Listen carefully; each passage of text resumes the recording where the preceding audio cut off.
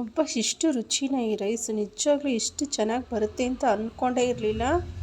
ಬನ್ನಿ ಇದನ್ನು ಯಾವ ಥರ ಮಾಡೋದು ಅಂತ ಹೇಳಿಬಿಟ್ಟು ನಾನು ಹೇಳ್ಕೊಡ್ತೀನಿ. ಆದರೂ ತುಂಬ ರುಚಿಯಾಗಿದೆ. ಒಂದು ಸಾರಿ ಮಾಡಿ ಟ್ರೈ ಮಾಡಿ, ನಿಮಗೆ ಗೊತ್ತಾಗುತ್ತೆ ಎಷ್ಟು ಚೆನ್ನಾಗಿದೆ ಅಂತ ಹೇಳಿಬಿಟ್ಟು. ಬನ್ನಿ. Hi hello welcome back to my YouTube channel. ಇವತ್ತು ನಾನೊಂದು ಡಿಫ್ರೆಂಟ್ ಆಗಿರೋಂಥ ರೈಸ್ ಮಾಡೋಕ್ಕೆ ಹೋಗ್ತಾ ಇದ್ದೀನಿ. ಮೊದಲಿಗೆ ಸ್ವಲ್ಪ ಪುದೀನಾನ ಚೆನ್ನಾಗಿ ತೊಳ್ಕೊಂಡು ಜಾರ್ಗೆ ಹಾಕ್ಕೊಳ್ಳೋಣ. ಆಮೇಲೆ ಸ್ವಲ್ಪ ಹಸಿರು ಮೆಣಸಿನ್ಕಾಯಿ, ನಿಮ್ಗೆ ಎಷ್ಟು ಖಾರ ಬೇಕೋ ಅಷ್ಟು ಹಸಿರು ಮೆಣಸಿನ್ಕಾಯಿನ ಅದನ್ನು ಜಾರಿಗೆ ಹಾಕ್ಕೊಳ್ಳೋಣ. ಮತ್ತು ಫ್ರೆಶ್ಶಾಗಿ ಸುಲಿದಿರೋಂಥ ಬೆಳ್ಳುಳ್ಳಿ ಮತ್ತು ಶುಂಠಿ ಪೇಸ್ಟ್ ಎಲ್ಲ ರೆಡಿ ಮಾಡಿ ಇಟ್ಟಿರ್ತೀವಿ ಮನೇಲಿ, ಅದೆಲ್ಲ ಬೇಡ. ಈ ಥರ ಫ್ರೆಶ್ ಆಗಿರೋಂಥ ಶುಂಠಿ ಬೆಳ್ಳುಳ್ಳಿನ ಆವಾಗಲೇ ಕ್ಲೀನ್ ಮಾಡಿಕೊಂಡು ಇವಾಗ ಅದನ್ನು ರುಬ್ಬಿ ಒಂದು ಕಡೆ ಇಟ್ಕೊಳ್ಳಿ. ಮತ್ತು ಮೊದಲಿಗೆ ಒಂದು ಕುಕ್ಕರ್ ತೊಗೊಂಡು ಕುಕ್ಕರ್ಗೆ 2 ಟೇಬಲ್ ಸ್ಪೂನ್ ಎಣ್ಣೆಯನ್ನು ಹಾಕ್ತಾಯಿದ್ದೀನಿ. ನಾನು ಎಣ್ಣೆ ಜಾಸ್ತಿ ಬೇಕಾದರೆ ಹಾಕ್ಕೋಬೋದು, ಆದರೆ ನಾನಿಲ್ಲಿ ಒಂದು 2 ಟೇಬಲ್ ಸ್ಪೂನ್ ಮಾತ್ರ ಎಣ್ಣೆ ಹಾಕ್ತಾಯಿದ್ದೀನಿ ಅಷ್ಟೇ.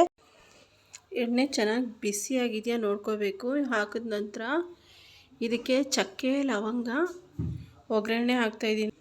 ಬೇಕಾದರೆ ಏಲಕ್ಕಿನೂ ಹಾಕ್ಕೋಬೋದು, ಏಲಕ್ಕಿ ಕಾಯಿ ಬರುತ್ತಲ್ಲ ಅದನ್ನು ಸಹ ನೀವು ಹಾಕ್ಕೊಂಡು ಒಗ್ಗರಣೆ ಮಾಡ್ಕೋಬೋದು.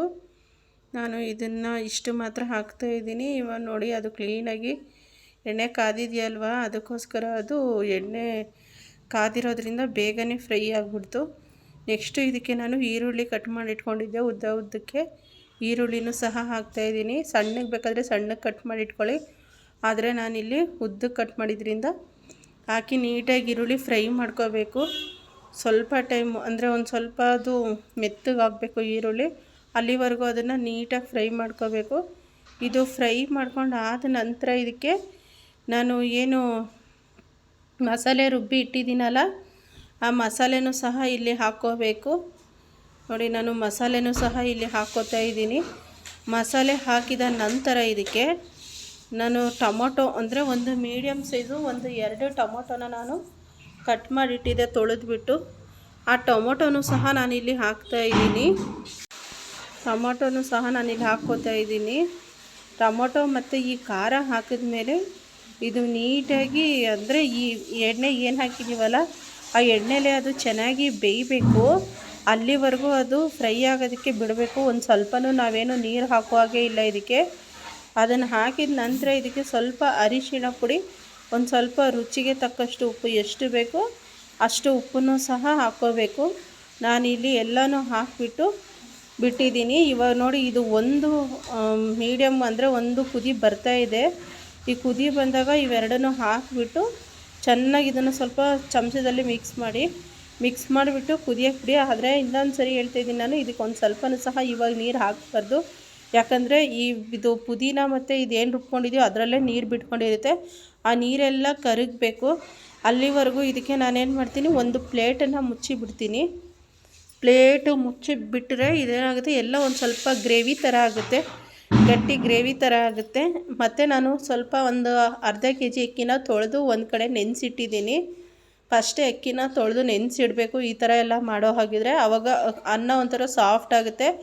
ಆವಾಗಲೇ ತೊಳೆದು ಆವಾಗಲೇ ಹಾಕಿದ್ರೆ ಅದು ಅಷ್ಟು ಚೆನ್ನಾಗಿರೋದಿಲ್ಲ. ಅದಕ್ಕೋಸ್ಕರ ಏನೇ ಆದರೂ ಅಷ್ಟೇ, ಈಗ ಬಿರಿಯಾನಿ ಮಾಡೋ ಹಾಗಿದ್ರು ಅಷ್ಟೇ ಫಸ್ಟೇ ಅಕ್ಕಿನ ತೊಳೆದು ಒಂದು 5-10 ನಿಮಿಷ ಮುಂಚೆ ಇಟ್ಟಿರ್ತೀವಿ. ಅನ್ನ ಒಂಥರ ಚೆನ್ನಾಗಾಗಿರುತ್ತೆ ಅಂತೇಳ್ಬಿಟ್ಟು. ಇವಾಗ ಇದು ಇನ್ನೊಂದು ಸ್ವಲ್ಪ ಬೇಯಲಿ ಅಂತೇಳ್ಬಿಟ್ಟು ನಾನಿಲ್ಲಿ ಪ್ಲೇಟನ್ನು ಮುಚ್ತಾಯಿದ್ದೀನಿ. ಇವಾಗ ನೋಡಿ, ಇದು ಒಂಥರ ಗ್ರೇವಿ ಥರ ಆಗಿದೆ. ನೋಡ್ಬೋದು ನೀವಿಲ್ಲಿ ನೀರೆಲ್ಲ ಕರಗಿ ಒಂಥರ ಗ್ರೇವಿ ಥರ ಆಗಿದೆ. ಇವಾಗ ಇದಕ್ಕೆ ಏನು ಮಾಡಬೇಕು ಅಂತಂದರೆ, ನಾವು ತೊಳೆದಿಟ್ಟಿದ್ದೀವಲ್ಲ ಅಕ್ಕಿನ, ಆ ಅಕ್ಕಿನ ಸಹ ಇದರಲ್ಲಿ ಹಾಕ್ಕೊಂಡು ನೀಟಾಗಿ ಮಿಕ್ಸ್ ಮಾಡಿಕೊಂಡು, ಅಂದರೆ ಈಗ 2 ಗ್ಲಾಸ್ ಅಕ್ಕಿ ತಗೊಂಡಿದ್ರೆ ಅದಕ್ಕೆ 4 ಗ್ಲಾಸ್ ನೀರು ಹಾಕಬೇಕು. ನಾನಿಲ್ಲಿ 2 ಗ್ಲಾಸ್ ಹಾಕಿದ್ದೀನಿ.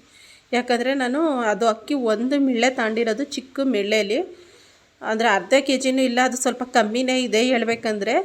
ಅದಕ್ಕೆ ನಾನು 2 ಮಿಳ್ಳೆ ನೀರನ್ನು ಹಾಕ್ತಾಯಿದ್ದೀನಿ. ಇದನ್ನು ನೀಟಾಗಿ ಮಿಕ್ಸ್ ಮಾಡಿಬಿಟ್ಟು 2 ಮಿಳ್ಳೆ ನೀರನ್ನು ಹಾಕಿಬಿಟ್ಟು ಇದು ನೀಟಾಗಿ ಮಿಕ್ಸ್ ಮಾಡ್ತಾಯಿದ್ದೀನಿ. ನಿಮಗೆ ಬೇಕು ಅಂದರೆ ನೀವು ನಿಂಬೆಹಣ್ಣನ್ನು ಹಿಂಡ್ಕೋಬೋದು, ಆದರೆ ನಾನಿಲ್ಲಿ ನಿಂಬೆಹಣ್ಣು ಹಿಂಡಿಲ್ಲ. ಬೇಕಾದರೆ ಆಮೇಲೆ ತಿನ್ನಬೇಕಾದ್ರೆ ಹಿಂಡ್ಕೋಬೋದು ಅಂತ ಹೇಳ್ಬಿಟ್ಟು ನಾನು ನಿಂಬೆಹಣ್ಣು ಹಿಂಡಿಲ್ಲ. ಅಂದರೆ ಒಂದೊಂದು ಸರಿ ಅದು ಕೈ ಬಂದುಬಿಡುತ್ತೆ, ಅದಕ್ಕೋಸ್ಕರ ಫುಲ್ ರೆಡಿ ಆದಮೇಲೆ ಹಿಂಡೋಣ ಅಂತ ಹೇಳ್ಬಿಟ್ಟು ನಿಂಬೆಹಣ್ಣು ಹಿಂಡಿಲ್ಲ ಅಷ್ಟೇ. ಇವಾಗ ನೋಡ್ಬೋದು ಇಲ್ಲಿ ಎಷ್ಟು ಚೆನ್ನಾಗಿ ಕಲರೆಲ್ಲ ಚೇಂಜ್ ಆಗಿದೆ ಅಂತ ಹೇಳ್ಬಿಟ್ಟು. ತುಂಬ ಚೆನ್ನಾಗಿರುತ್ತೆ. ಇದೊಂಥರ ಪುದೀನ ರೈಸ್ ಬರುತ್ತಲ್ಲ, ಪುದೀನ ರೈಸೇ ಇದೆ ಹೇಳಬೇಕಂದ್ರೆ. ಆದರೂ ಒಂದು ಸರಿ ಟ್ರೈ ಮಾಡಿ ನೋಡಿ, ತುಂಬ ಚೆನ್ನಾಗಿರುತ್ತೆ. ನಾನು ತುಂಬ ಸರಿ ಮಾಡಿದ್ದೀನಿ. ಅಂದರೆ ಇದರಲ್ಲಿ ತುಂಬ ಡಿಫ್ರೆಂಟಾಗಿ ವೆರೈಟಿಯಾಗಿ ಮಾಡ್ಬೋದು. ಅನ್ನನೇ ಸಪ್ರೇಟ್ ಮಾಡಿಕೊಂಡು ಗೊಜ್ಜೆ ಸಪ್ರೇಟ್ ಮಾಡ್ಬೋದು, ಮತ್ತು ಈ ಥರನೂ ಮಾಡ್ಕೊಬೋದು. ತುಂಬ ವೆರೈಟಿಯಾಗಿ ಮಾಡ್ಬೋದು ಇದರಲ್ಲಿ. ಅಂದರೆ ತುಂಬ ಚೆನ್ನಾಗಿರುತ್ತೆ. ಈ ಲಂಚ್ ಬಾಕ್ಸ್ಗೆಲ್ಲ ನಿಜವಾಗ್ಲೂ ತುಂಬ ಚೆನ್ನಾಗಿರುತ್ತೆ.